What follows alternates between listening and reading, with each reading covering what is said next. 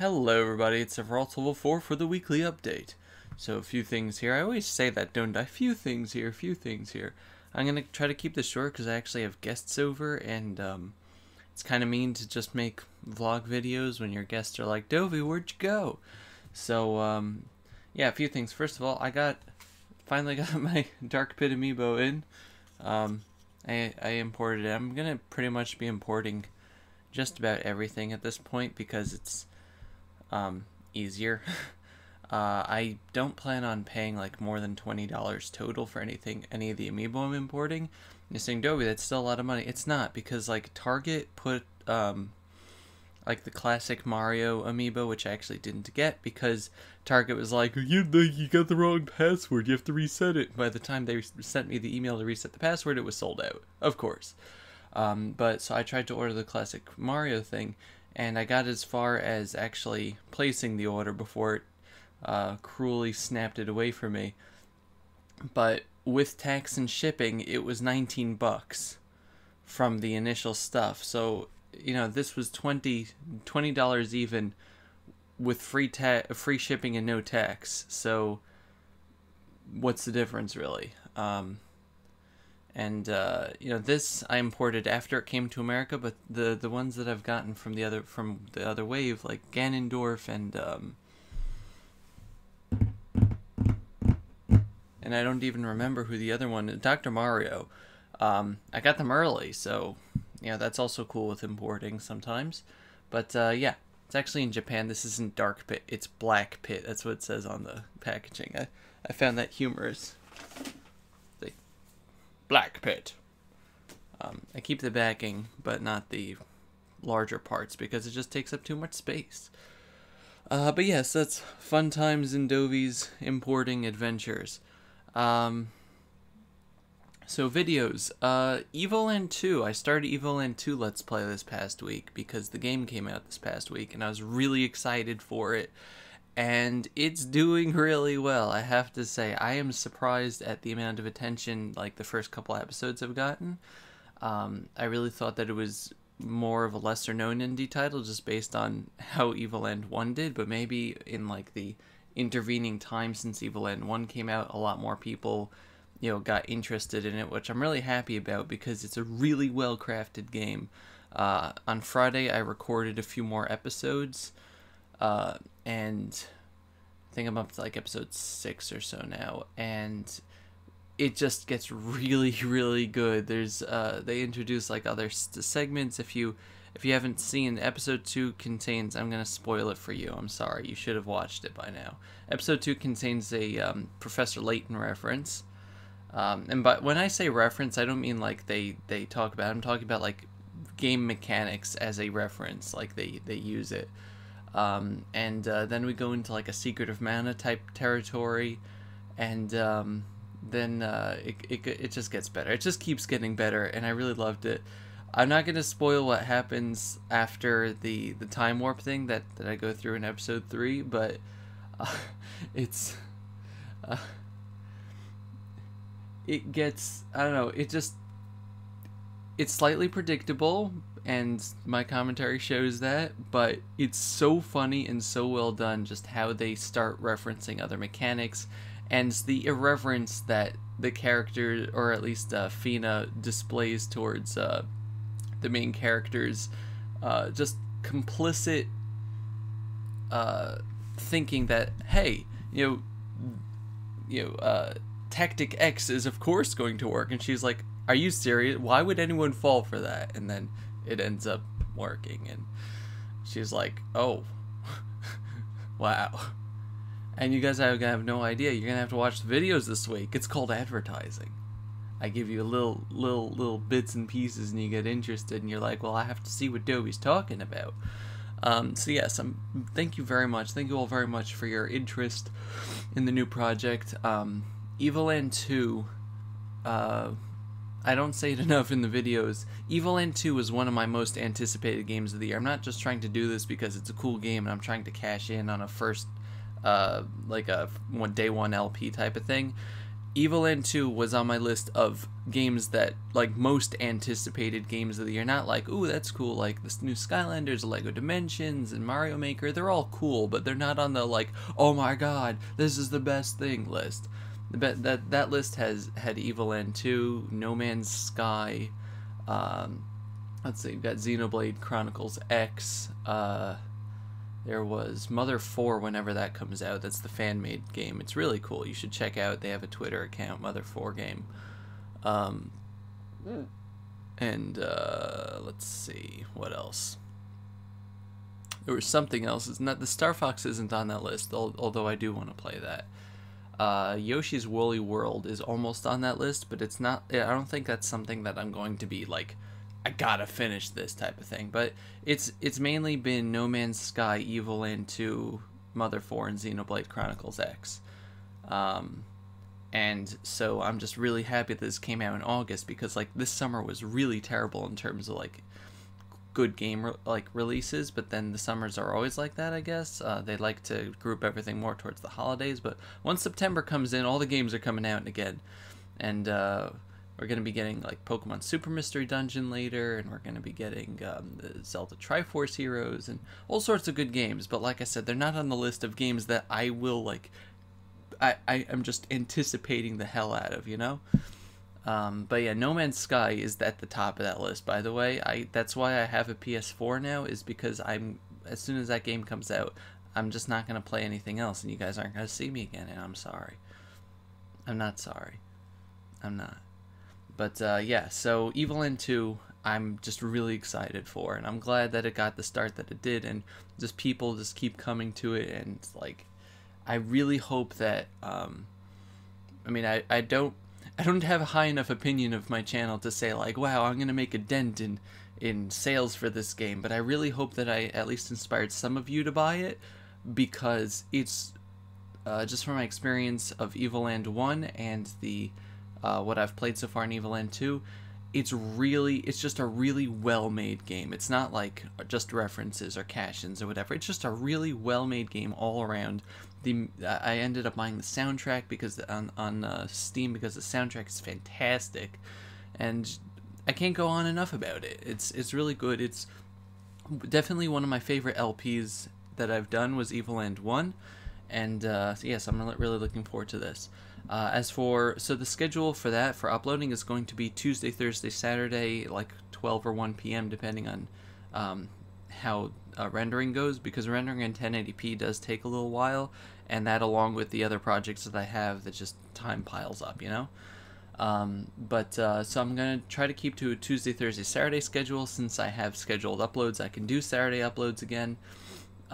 So it's going to be in the early afternoon, and the late afternoon around 6 p.m. Eastern is going to be Wonderful 101 and Let's Create still on the Tuesdays and Thursdays and Saturday. You know, they're going to keep the regular slots, so it's not going to impede anything. Sorry if that becomes too many videos for you, but I don't want to start like pushing things off, because then it extends Let's Plays out forever. So yeah, Ni no Kuni is progressing along. We're up to the Castle of Nevermore. We're going to be fighting Shadar shortly, so that's going to be cool. We're getting very close to the end game, guys. We're getting very close. I still think this Let's Play is going to be longer than Final Fantasy VII, though, in terms of episodes. Wonderful 101, I think, is wrapping up. I don't know, because I've never beaten it, but I think it's wrapping up. And yeah, so something I wanted to talk about now, as the main thing of the weekly update, is last Sunday I was talking about getting my monetization back. So a couple days later I was able to get a partnership with Maker Studios. It's something that I've wanted to do for quite some time, but was unable to, and they've actually asked me several times, like recruiters and stuff, and the recruiters are all form stuff, but I've actually like had conversations with people within Maker. So yeah, technically that means I'm owned by Disney now. Take that as you will. Maker is owned by Disney as a parent company. And Disney also owns Star Wars. I work with Star Wars. That doesn't mean anything, but it's just fun to think about. it doesn't mean anything about Disney. It's just fun. Like I said, it's just fun to think about. But so yes, I'm now partnered with Maker Studios. What does this mean? This means absolutely nothing for you guys, really. I mean, there's the ads were on videos all week and nobody's complained, so I'm gonna assume that you're okay with it. What I am gonna ask is, if you do have a problem with anything, please let me know, because like I have control over that, and if something bothers you, then I can try to fix it. I'm not saying that I'm going to, like, say someone says, I don't like the ads on the videos, take them off. I'm not gonna be like, okay. But if you think that some of the ads are too intrusive or whatever, let me know. I haven't been putting on any non-skippable ads, so you guys should really be fine with that. 90% of the people use ad block software. There we go.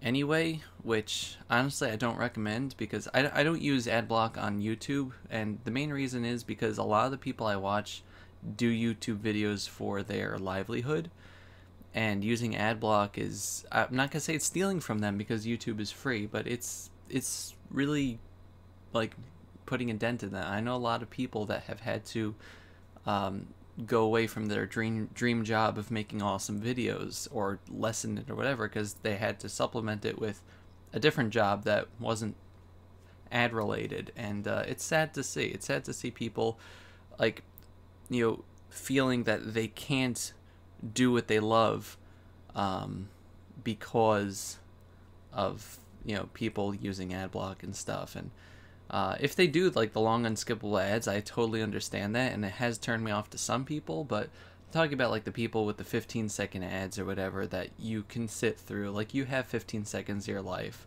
and this is coming from someone who says like every second of your life is precious and don't waste it, and thank you for watching my videos because I know how precious time is. But like 15 seconds is reasonable. I don't always sit through 30-second ads though. I'm not gonna lie, I click the skip button just like the rest of you. But I'm not saying that you should watch the ads, and I'm not saying you should change your habit. I'm just putting an idea in your head that maybe ad block isn't the best thing. I'm not saying that because of me, because I don't need the money. This is not my job. This is still a hobby. But it's a consideration for some of the people that do like videos on a daily basis and don't have a job, and this is their livelihood. I'm just rambling here. This is thoughts I've had for a while. There's a really awesome reviewer on the internet named Linkara that a lot of you probably have heard of. He's on Channel Awesome. He reviews comic books, and it's really funny. He made a video called Let the Ads Play. I think that's what it's called. And it's just he explains it a lot better than me, and it's really nice, which is why like a lot of these people have turned to Patreon and stuff, because the ads just aren't cutting it anymore. And it's really sad to see that they have to do that, because Patreon takes away a lot of the creators' freedom, because the way that it works is you give them money and they have to give you something back, and a lot of that time is, I mean, it's cool for viewer like interaction and stuff, but like a lot of the time it gives the viewer more control over the creator's channel, which we might think is cool, but like to the creator that means that other people are infringing upon his original idea, and it can become very stressful and things like that. And one of the reasons why I haven't opened a Patreon, aside from the fact that I think it wouldn't go anywhere and I wouldn't have anything to give you guys as rewards, is because I don't know if it would be a good idea to have people saying, okay, I gave you money, now this is the Let's Play I want you to do, and then we just have Action 52 for the rest of the year. No. But yeah, I'm just rambling. Anyway, so the partnership is really cool. I just have to say, Maker Studios has been very, very nice to me. It's been like four days. It's been 1 week since I looked at. It's been like 4 days. But I'm saying like Maker's been nice to me in the past with communications and stuff. I've had long conversations before I got my AdSense back, with some of the people involved, and one of the things that you get as a partner is access to royalty-free music, and all the companies have like libraries that they give you access to. There's very few differences in what you actually get. It's really who you get, like if the company's support is good or whatever. and you can really shop around for it. But I was scrolling through some of the royalty-free music that they give you, and it's so good. I just found some of the best stuff. There's like one is like a transition. It's like 1920s like entering a building music. It's just like a gangster thing. It's just like it was so good. It was so good. So yeah, I have plans. I have plans. It's given me ideas, which I'm very happy about. And I don't know if I'm going to be using it in like Let's Play videos or anything. Maybe if I want to use speed up music, and I'm scared that, you know, using a specific game's music is going to give me a copyright or anything, but a content ID. But it doesn't matter. I don't really care about content ID still, despite the fact that now it actually affects my videos, but I haven't cared about it in the past, and I still don't. I mean, for the larger YouTubers, I do understand, because it's like having ad block from everybody, essentially. You just don't get anything out of the video you make, and I do understand for the people that have it as a living. I still don't understand why some people who don't do this as a living complain as much as they do about content ID. I don't speak up about it because my computer's getting very loud.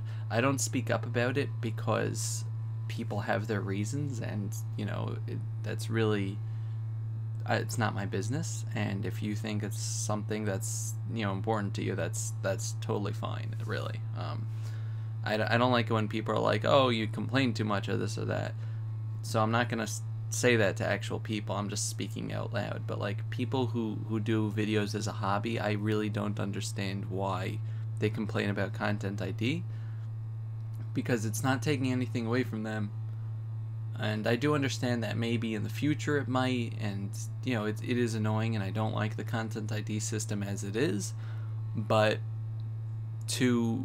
like, for me, I'm not going to stop a Let's Play because it gets content IDs, because I would probably avoid everything from Nintendo and Square Enix then, like first party Nintendo and Square Enix, because Majora's Mask got a couple of claims, Final Fantasy VII got a bunch whenever I like stopped talking, Paper Mario got one. So, you know, I don't want to just avoid Let's Plays because of that, and I really don't see what the big deal is, especially when I get like 30 views a video. That's not like killing me. And this is also just a hobby. I'm making the videos because they're fun and because people enjoy them, so lighten up, maybe? But then again, like I said, people have their reasons, and if it bothers them, then, you know, I can't say it's an illegitimate complaint, because the content ID system does suck, and it can lead to other things if left unchecked. So that's why I don't really say anything about it, and I'm just saying it now because I got onto the segue. But anyway, so thank you all very much for your support, just in general, and just for those of you who have been around since my AdSense was first disabled in 2011. Thank you for sticking with me and celebrating my victories and defeats and everything. It's been quite a ride, and this ride's gonna keep going. We're going back up at the roller coaster again. So yeah, this week is gonna be fun stuff. Nintendothon raised over $1,000, and so we're done with that. So I'm not gonna start like putting the link in the descriptions anymore.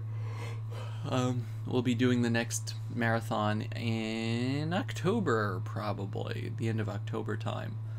But yeah, so fun times all around, and yeah, good times. Thank you all very much for being so supportive and awesome and everything that you do, because you are a good person. Right there, you. I really mean it. Like, I've met some of the most awesome people here, and if you think that doesn't apply to you, it does. I'm talking about you. Yeah, you. You have the vowel in your name, yeah. So thank you very much. You're awesome. Goodbye, everybody. Bye-bye.